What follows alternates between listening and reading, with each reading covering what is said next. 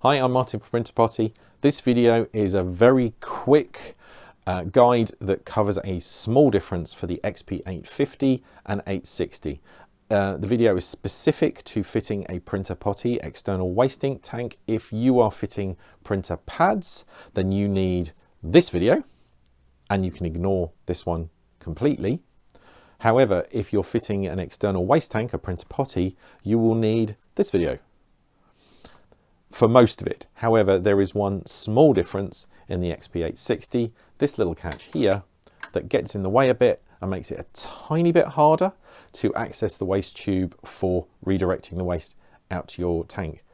It's not impossible, in fact it's still quite easy, just requires a slightly different approach. Let's get straight into it. As you can see, I've already taken the printer apart enough so that I've got all of the different panels here off, and it's given me access to this point here.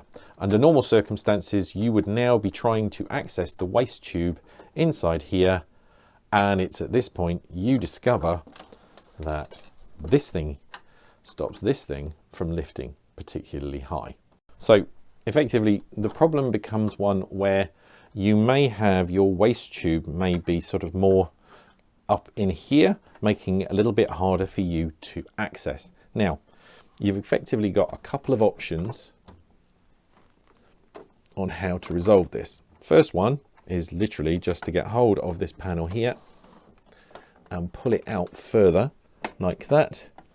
You will then be able to see and access down here, work out where the waste tube is, and then hook it down like that.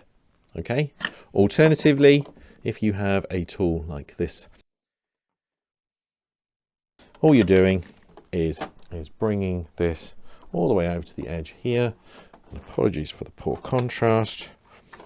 I'm doing that, and then bringing your hook up, rotating it slightly and searching out that waste tube so that you can pull it down like so.